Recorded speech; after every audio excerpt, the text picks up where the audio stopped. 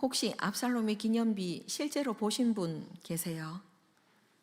아마 보신 분도 계시겠지만 못 보신 분들도 많을 것 같아서 제가 그림을 하나 준비했습니다. 사진입니다. 이게 압살롬의 기념비입니다. 오늘 성경 본문에서 왕의 골짜기에 세웠다고 지금 기록이 되어 있죠. 그러면 제가 퀴즈를 하나 내겠습니다. 이 압살롬의 기념비 높이가 얼마쯤 돼 보입니까? 4m. 자, 1번 4m. 2번 10m. 3번 5m. 4번 5m는 방금 나왔어요.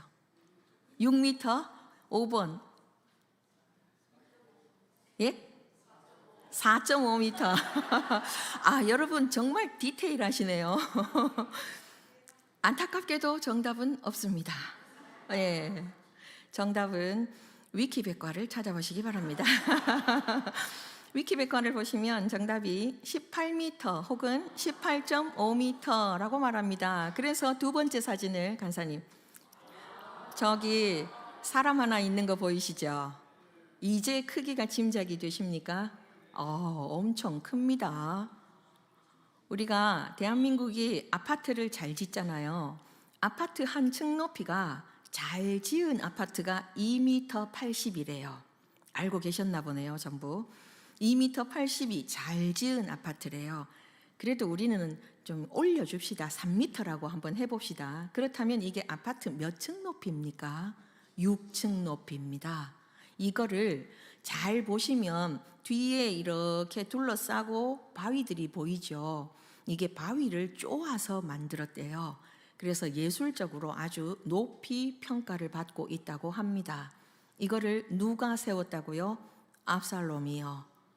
압살롬이 왜 세웠다고요? 18절에 보시면 자기 이름을 기념하려고 세웠는데 높이가 저 정도예요. 자기 이름을. 그러면 자, 여러분, 다윗 왕에게 아들이 참 많이 있었죠. 그 중에서 우리가 잘 아는 가장 유명한 아들이 솔로몬이고, 그리고 두 번째 가라면 서러울 만큼 그와 비슷하게 유명한 아들이 오늘 본문에 나오는 압살롬인데, 그렇다면 압살롬은 다윗 왕의 몇 번째 아들일까요? 준비를 전혀 안 하고 왔는데 자꾸 퀴즈를 낸다, 그죠? 몇 번째 아들일까요? 예? 여기 누가 다섯 번째 아들. 자, 1번 다섯 번째 아들. 전부 이제 만장일치예요. 다섯 번째 아들로. 우리가 그렇게 정하면 이제 다섯 번째 아들 되는 거죠. 두 번째 아들. 자, 2번은 두 번째 아들. 저기 지금 방송실에서 지금 이렇게 흔들고 계십니다. 예. 정답입니다. 역대상 간사님. 역대상 3장 1절과 2절을 함께 읽겠습니다. 시작.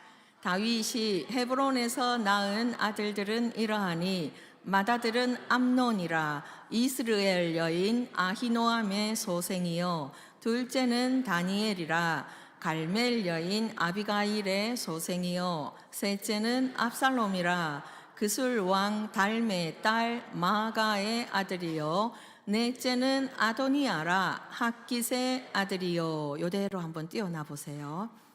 자, 압살롬이 몇째 아들이라고요? 셋째 아들인데 엄마가 누구라고요?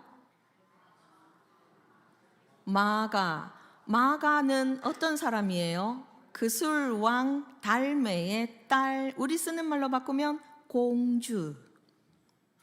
압살롬이 이런 사람입니다. 여러분 어떤 가정에 태어나셨습니까? 저는 태어나 보니 아버지가 농부. 근데 압살롬은 태어나 보니 아버지가 왕. 그러면 엄마는 평민이어야지, 그치? 기분 나쁘게. 근데 엄마가 또 뭐예요? 이웃 나라의 공주. 와, 이 혈통 뭡니까? 성골, 진골, 그죠? 이런 혈통에서 태어났는데 압살롬은 외모도 빼어났어요. 얼마나 아름다웠는지 남자에 대해서 지금 아름다웠다고 그렇게 표현하고 있어요. 기분 나쁩니다. 그죠? 남자인데 아름다웠다. 이스라엘에 이 사람처럼 아름다운 사람이 없었다.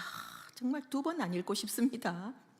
그렇게 아름다운 외모를 가졌는데 그것으로도 모자라서 힘의 상징을 머리카락이라고 보통 옛날에는 그랬대요. 혹시라도 마음 상하지 마세요. 옛날에 그랬다는 거예요. 근데 압살롬은 머리카락조차도 풍성했어요. 그것으로도 모자라서 어떻게 키웠는지 아무리 왕자라도 뭐 높은 데서 한번 떨어질 법도 한데 이 아들은 어떻게 키웠는지 정수리부터 발바닥까지 흠이 없었다. 이렇게 기록하고 있습니다. 정말 빤맛 떨어지는 인간입니다. 어떻게 키우면 이렇게 됩니까? 이런 아들인데 가만히 한번 보세요. 1절에 보면 다윗이 헤브론에서 낳은 아들들은 이러하니 해놓고 맏아들 엄마 달라, 둘째 아들 엄마 또 달라, 셋째 아들 엄마 달라, 넷째 아들 엄마 달라. 좀 더 읽어볼게요. 3절부터 9절까지 띄워주세요. 함께 읽습니다. 시작. 다섯째는 스바디아라 아비달의 소생이요 여섯째는 이드로암이라 다윗의 아내 에글라의 소생이니 이 여섯은 헤브론에서 낳았더라. 다윗이 거기서 7년 6개월 다스렸고 또 예루살렘에서 33년 다스렸으며 예루살렘에서 그가 낳은 아들들은 이러하니 시므아와 소밥과 나단과 솔로몬 네 사람은 다 암미엘의 딸 바수아의 소생이요 또 이팔과 엘리사마와 엘리벨렛과 노가와 네벡과 야비아와 엘리사마와 엘야다와 엘리벨렛 9사람은 다 다윗의 아들이요 그들의 누이는 다말이며 이 외에 또 소실의 아들이 있었더라. 그동안 세 보신 분 있으세요? 읽으면서 이럴 때 하는 말 많다 이렇게 말합니다. 지금 아들들이 많은데 뭐도 많아요? 아내들도 많다. 이런 가정이 평화로울 거라고 혹시 누가 생각하시면 이따가 저를 만나 주십시오. 평화롭기 어렵습니다. 이 가정에는 언제 불꽃이 튀어도 이상하지 않은 분쟁의 씨앗이 항상 자라날 수 있는 가정이에요. 그런데 다시 오늘 본문으로 돌아가면 18절에서 압살롬이 살았을 때 자기를 위하여 한 비석을 마련하여 세웠으니 이는 그가 자기 이름을 전할 아들이 내게 없다고 말하였음이더라. 이렇게 기록하거든요. 그러면 정말로 압살롬에게는 아들이 없었을까요? 이것도 퀴즈예요. 자, 있다 없다. 이번엔 2개밖에 답이 없습니다. 있다 없다. 찍으세요. 확률 50%입니다. 있다. 자, 있으면 증거를 대야죠. 그죠? 그 증거가 어디 있느냐 하면 사무엘상 하 14장 27절 간사님 함께 읽습니다. 시작. 압살롬이 아들 셋과 딸 하나를 낳았는데 딸의 이름은 다말이라. 그는 얼굴이 아름다운 여자더라. 아들이 몇이나 있다고요? 3이나 있는데 왜 지금 아들이 없다고 말합니까? 학자들은 이렇게 주장해요. 첫 번째, 아들 셋이 아마도 어려서 다 죽었나 보다. 이거 학자들의 주장입니다. 두 번째, 아들 셋이 어려서 죽은 것은 아니지만 아버지 압살롬이 봤을 때 너무 시원찮아서 내 아들로 인정하고 싶지 않다는 평가를 받았나 보다. 이렇게 학자들은 추측을 해요. 둘 중에 뭔지는 나중에 저기 가서 한번 물어보시기 바랍니다. 하여간 압살롬이 아들을 못 낳은 것은 아니지만 그 중에 하나도 이 아들이 내 아들이다 하고 주장하고 싶은, 그렇게 인정하는 아들은 없었다는 얘기예요. 그런데 뜻밖에도 딸은 이름까지도 밝히고 있어요. 하나밖에 없는 딸의 이름이 다말인데 이 다말 어떤 이름입니까? 압살롬의 누이 동생의 이름이에요. 그리고 사건이 어떻게 발생합니까? 압살롬의 누이 동생 다말이 다윗의 맏아들 암논에게 강제로 욕보이고 그 후에 버림받고, 그래서 그 일에 대해서 아버지가 그 어떤 일도 해주지 않았기 때문에 끝내 반역을 일으켰다가 오늘 본문에 나오는 대로 요압에 의해서 그 숨이 끊어지고 그는 살았을 때 자기 이름을 전하기 위해서 이렇게 엄청난 비석을 세웠지만 실제 그가 죽었을 때에는 그 시체를 구덩이에 던지고 그 위에 커다랗게 돌무더기를 쌓아서 저주받은 자의 무덤으로 남게 되었다 하는 게 압살롬의 일생이거든요. 자기는 자기 이름을 오래오래 전하고 싶었어요. 널리 널리 전하고 싶었어요.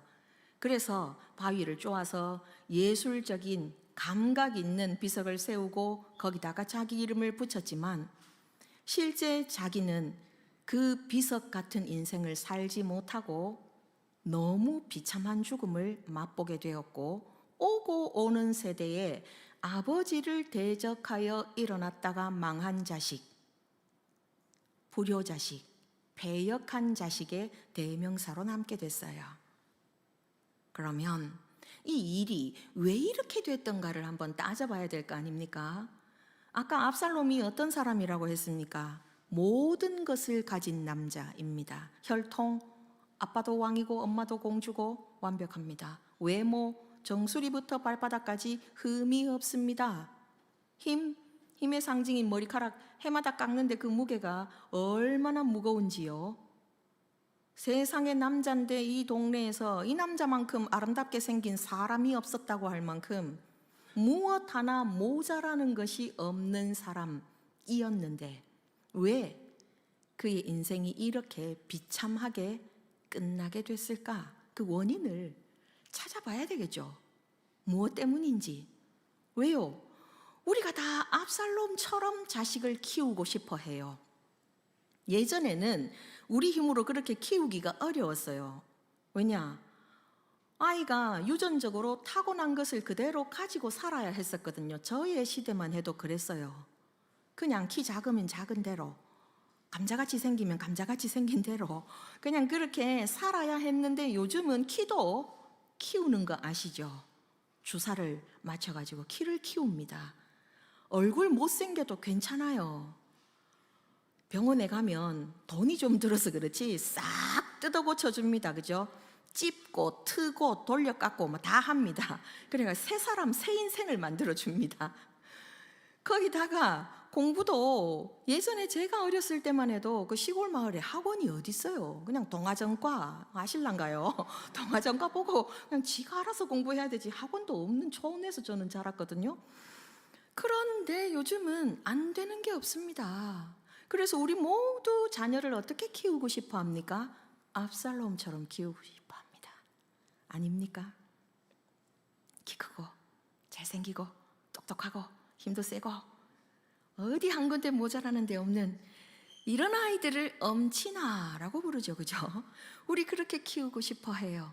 근데 지금 나면서부터 그렇게 태어났던 의술의 도움도 필요 없는 그렇게 태어났던 사람의 인생이 왜 이렇게까지 망가졌는지를 알아야 우리도 그걸 컨닝을 좀 해가지고 자녀 양육에 도움을 받을 거 아닙니까?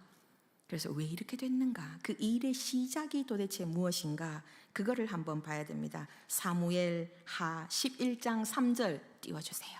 함께 읽습니다. 시작.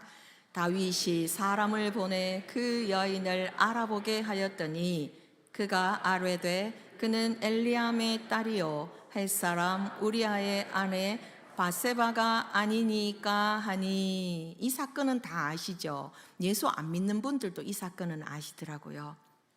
다윗이 부하들은 다 전쟁터에 나가 있는데 혼자 지금 왕궁 옥상을 거닐다가 어느 아름다운 여인이 목욕하는 것을 봤습니다. 그거는 고의가 아닙니다. 옥상을 거닐다 보는데 눈에 들어오면 어떡합니까? 그죠? 근데 그 뒤에 일어나는 일들은 고의입니다.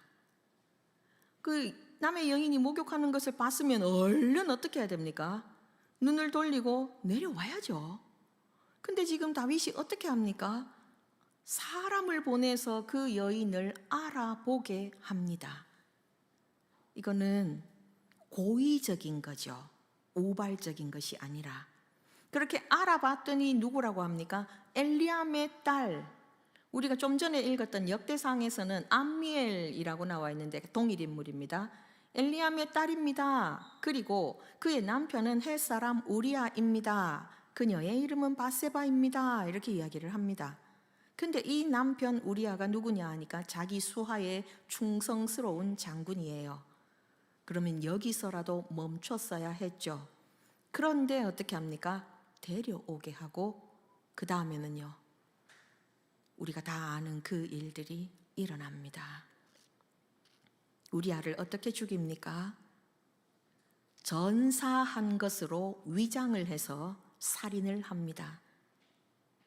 그렇게 한 다음에 이 남편이 죽었다는 소식을 듣고 애곡하는 기간 7일을 끝냈을 때 냉큼 바세바를 궁으로 데리고 옵니다.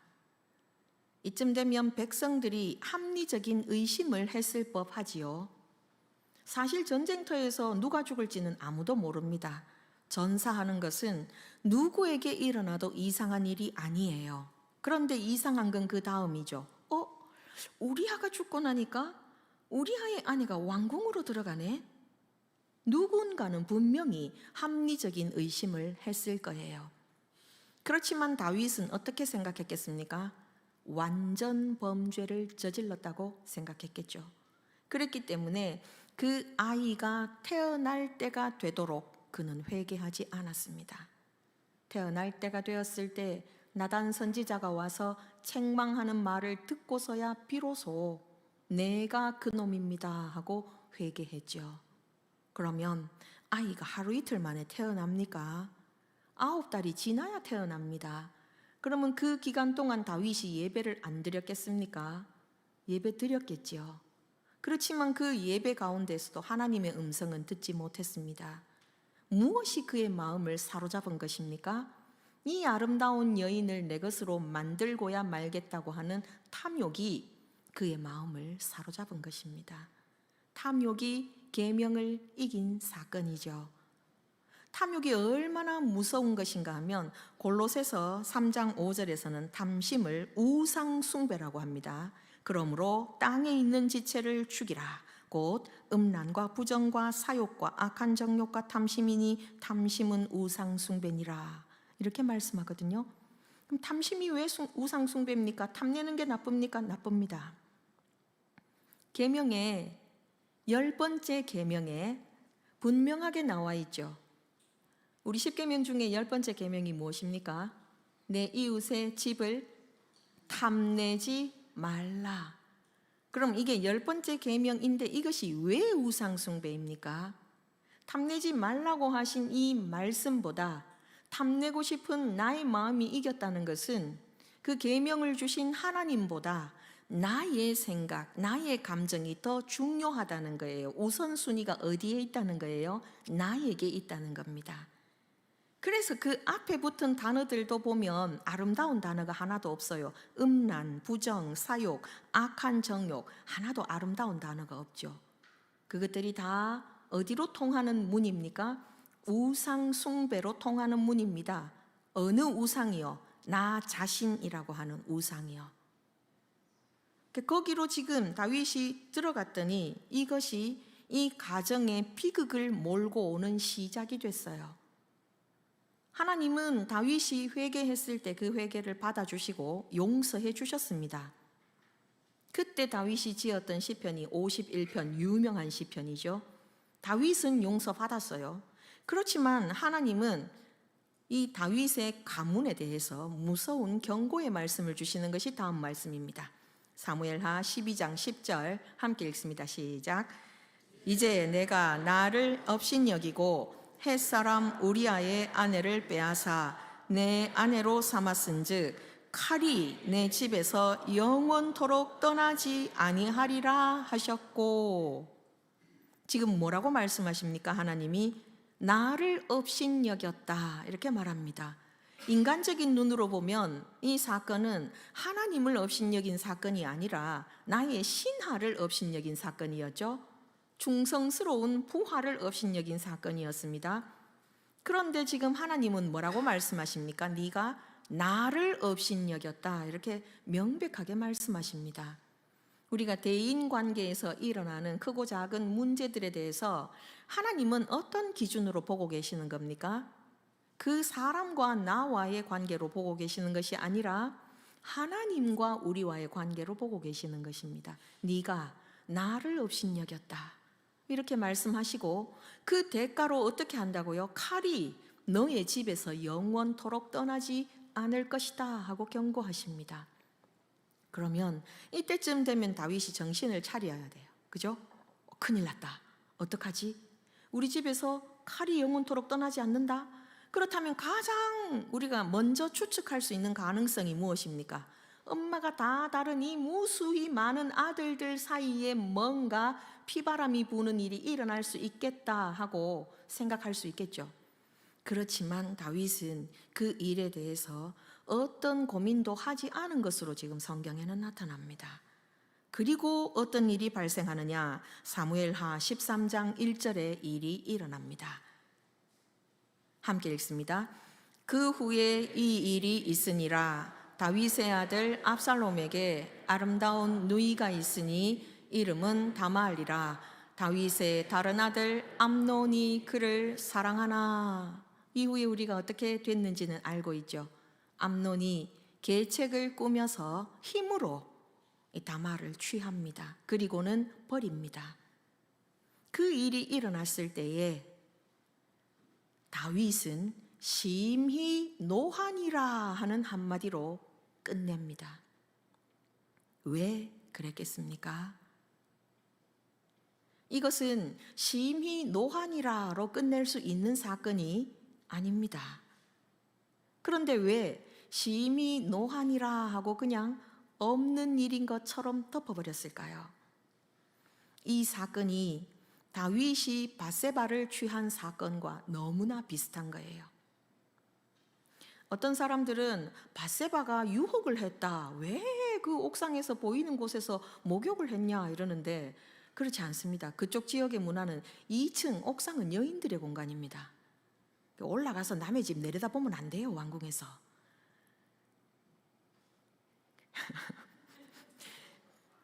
자기가 저지른 일과 너무 비슷한 일을 지금 누가 저지른 겁니까? 자기 아들이 저질렀습니다. 상대는 누구입니까? 자기 딸입니다. 이거 어떻게 하면 좋겠습니까? 상식선에서 이 일이 일어났을 때 가장 먼저 해야 되는 것은 무엇입니까? 이 일을 저지른 암논을 세자의 자리에서 폐하는 것입니다. 네가 아무리 맏아들이어도 이런 죄를 저지르고는 세자의 자리에 있을 수 없다 하고 폐세자 해야 되죠. 안 합니다. 그리고 두 번째는 이 끔찍한 일을 겪은 다말을 어떻게 해야 됩니까? 어떻게 해줘야 되겠습니까? 정신과에 보내서 심리치료를 해줘야 됩니다. 그죠? 그리고 피해에 대해서 배상을 해줘야 됩니다. 그런데 하지 않습니다. 왜 그럼 안 했겠습니까? 그 일을 하자니 온 천하에, 예루살렘에는 뭐 소문이 나서 어쩔 수 없다 쳐도 온 나라에 나의 맏아들이 이런 나쁜 놈입니다 하고 광고를 해야 되잖아요. 내 맏아들이 이런 짓을 저질러서 내가 세자의 자리에서 패합니다 해야 되니까 왕실의 권위가 어떻게 되겠습니까? 땅에 떨어지겠죠. 그리고 개인의 입장에서 봤을 때도 아버지가 도대체 어떻게 살았길래 아들도 저렇게 사냐, 그 아버지의 그 아들이다 소리를 들을 거 아닙니까? 얼마나 자존심 상하겠습니까? 그래서 그냥 심히 노했지만 마땅히 있어야 되는 그 다음 걸음이 없습니다. 근데 압살롬이 아까 자기 딸 이름을 뭐라고 지었다고 했습니까? 다말. 많고 많은 이름 중에 왜 하필이면 자기 여동생과 똑같은 이름을 지었을까요? 그만큼 자기 여동생을 아끼고 사랑했기 때문이겠죠. 그죠? 딸의 이름을 다말이라고 지을 만큼 아끼던 동생이 그런 참혹한 일을 겪었는데 아버지가 그 어떤 조치도 취하지 않습니다. 그래서 이 아들이 어떻게 합니까? 복수의 칼을 갈기 시작합니다. 2년 동안 기다립니다. 2년을 기다리면서 차근차근 칼을 갈아요. 칼을 갈다가 드디어 2년 후에 아버지에게 요청합니다. 전하, 제가 양털 깎는 잔치가 있습니다. 전하께서도 오시고 전하의 모든 아들들도 함께 오시기 바랍니다. 그랬더니 이 전하가 뭐라 그래요? 아니야, 그 뭐 내가 갈 거 뭐 있어. 내가 가봤자 너한테 민폐밖에 더 되겠니? 안 갈 거야. 되게 생각해 주는 말이죠, 그죠? 그랬더니 압살롬이 어떻게 합니까? 계속해서 전하께서는 못 오시더라도 암논 왕세자는 꼭 보내주십시오 하고 간청합니다. 그러면 여기서 다윗이 뭔가를 느껴야 정상이에요. 왜 기어이 암논을 보내달라 하지? 2년 전에 있었던 그 사건 때문에 복수하려고 하나 느껴야 돼요, 그죠? 근데 아무 느낌이 없어요. 간청하니까 보냅니다. 보냈더니 어떻게 됩니까? 그 자리에서 죽습니다. 내 아들이 내 딸을 겁탈하고 그 아들을 다른 아들이 죽이는 이 피비린내 나는 사건이 발생했을 때, 그때에라도 다윗이 하나님이 주셨던 경고의 말씀을 자기 생에 이제 드디어 일어난 일로 인정을 하고 이거 뒷수습을 해야 돼요. 근데 수습을 안 합니다. 압살롬은 졸지에 살인자가 됐으니까 망명을 갑니다. 어디로 갔겠습니까? 여러분이 생각하는 거기로 갔습니다. 외가. 그 술로 갔습니다. 외가에 가서 3년을 지내는 동안 암논은 죽었지만 압살롬은 살아있으니까 다윗이 이제 누구를 생각합니까? 3년이 지나니까 압살롬이 보고 싶은 거예요. 근데 차마 보고 싶다 데려오너라 하지는 못합니다. 죄인이니까. 그 눈치를 또 누가 차립니까? 눈치구단 요압이 눈치를 차리고 데리고 오지요. 데리고 왔으면 그 다음에는 어떻게 해야 될 것 같습니까? 아들과의 관계를 회복을 해야 됩니다. 아들아, 내가 일찍 조치를 취했어야 되는데 아무것도 하지 못해서 나말의 인생도 끝장나고 너도 살인자가 되고 내가 아버지로서 무책임하게 행동했다. 미안하다. 너도 이제 3년이나 망명 생활을 하고 돌아왔으니까 이제 우리 지나간 과거는 이쯤에서 끝내고 우리 다가올 미래를 위해서 서로 한번 잘해보자. 이랬어야 돼요. 근데 불러와 놓고 아들의 얼굴을 안 봅니다. 그럼 왜 부릅니까? 놔두지. 2년 동안을 아들의 얼굴을 안 봐요. 그래서 압살롬이 요청을 하죠. 요압에게. 우리 아버지가 내 얼굴을 보게 만들어라. 그래서 아버지가 드디어 만납니다. 그렇지만 그 뒤에도 관계의 회복은 일어나지 않습니다. 그랬더니 드디어 압살롬이 어떤 일을 합니까? 백성들의 마음을 훔치는 일을 합니다. 차근차근 백성들의 마음을 훔치고 유력한 인사들을 자기 편으로 불러 모으는 일을 무려 4년 동안이나 한 후에 드디어 반역을 합니다. 자, 보십시오. 다윗이 이 모든 일을 막을 수 있는 기회가 여러 번 있었습니다. 암논이 맨 먼저 그 일을 저질렀을 때 즉각 알아차렸어야 됐는데 놓쳤죠.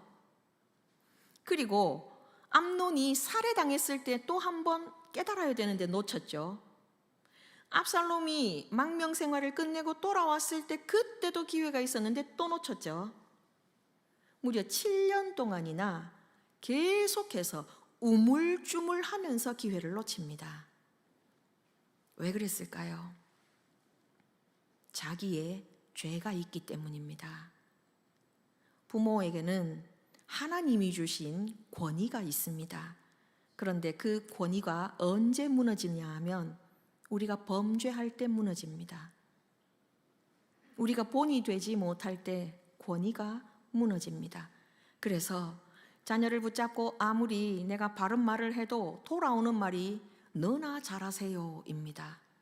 그래서 부모 된 우리는 인생을 살아갈 때 정말로 하루하루를 살얼음을 걷는 것처럼 그렇게 두려운 마음으로 살아야 할 의무가 있습니다. 그렇지만 우리는 다 연약한 인간입니다. 성경이 기록하는 바 의인은 없나니 하나도 없다고 했습니다. 우리는 모두가 죄인이에요. 그래서 우리는 언제든지 범죄할 수 있습니다. 실수할 수도 있어요. 그리고 그럴 때 우리 권위가 땅에 떨어집니다. 그렇지만 그 다음 걸음이 반드시 필요합니다. 우리가 아무리 범죄했을지라도, 우리가 아무리 실수하고 부족하고 허물투성이일지라도, 그래서 하나님이 내게 주신 부모의 권위가 떨어졌더라도 내게 맡겨주신 그 아이에게 부모 노릇하기를 그쳐서는 안 됩니다. 근데 다윗은 그거를 그냥 시간이 지나면 해결될 문제로 알았어요. 2년 동안 아무 조치도 취해주지 않았지만 압살롬이 아무 일도 안 했잖아요. 그래서 해결된 줄 알았어요. 3년의 망명 기간을 마치고 돌아와서 얼굴을 2년 동안 안 봐도 그때도 압살롬이 가만히 있었잖아요. 그래서 그대로 해결될 줄 알았어요. 그렇지만 시간이 아무리 지나도 시간만으로는 해결되지 않는 문제가 있습니다. 그거는 어떻게 해야 합니까? 반드시 내가 직접 적극적으로 풀어야 합니다. 사과해야 하는 일이면 사과를 하고, 보상을 해야 되는 일이면 보상을 하고, 어떤 형태로든지 내가 직접 적극적으로 그 문제를 해결해야 합니다. 죄는 절대로 그냥 없어지지 않습니다.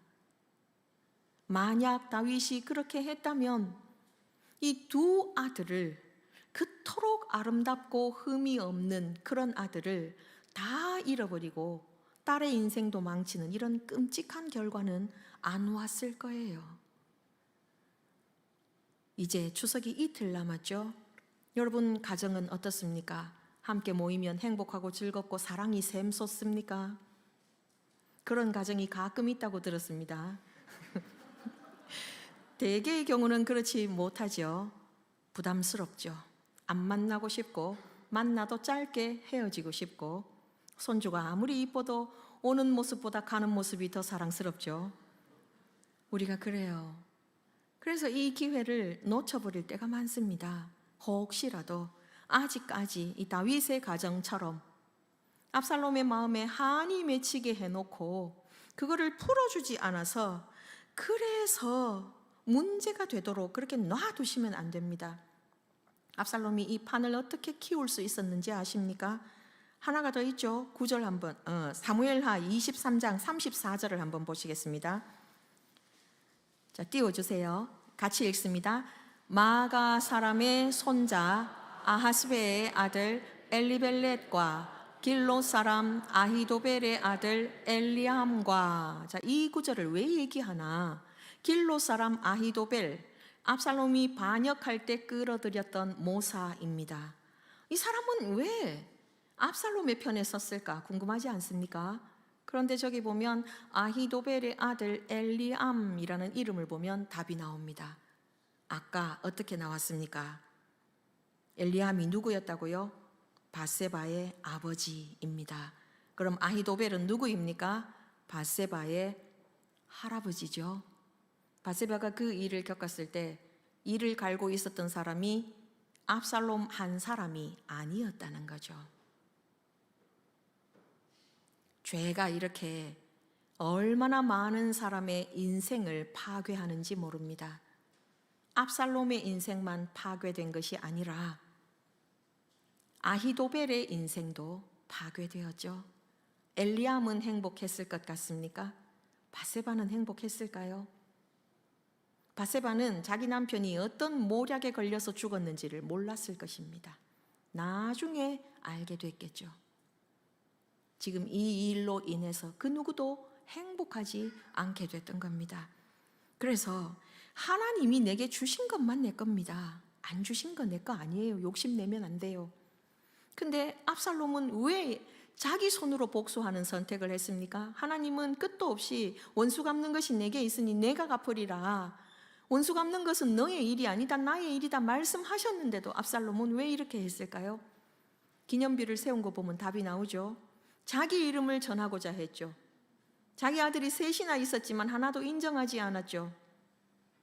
압살롬의 인생에는 하나님이 없습니다. 압살롬은 자기를 사랑하던 사람이었어요. 그래서 자기 이름을 전하고 싶었죠. 자기 이름을 전할 비석을 세우고 기뻐했을 것입니다. 그러나 그 인생은 기쁨으로 끝나지 못했어요. 그 성도의 인생은 무엇이 기쁨이 되어야 합니까? 제자들이 둘씩 짝지어 전도하러 갔다가 그 기쁨을 가지고 돌아왔을 때 예수님이 하신 대답이 누가복음 10장 20절에 이렇게 기록되어 있습니다. 그러나 귀신들이 너희에게 항복하는 것으로 기뻐하지 말고 너희 이름이 하늘에 기록된 것으로 기뻐하라. 이렇게 말씀하셨어요.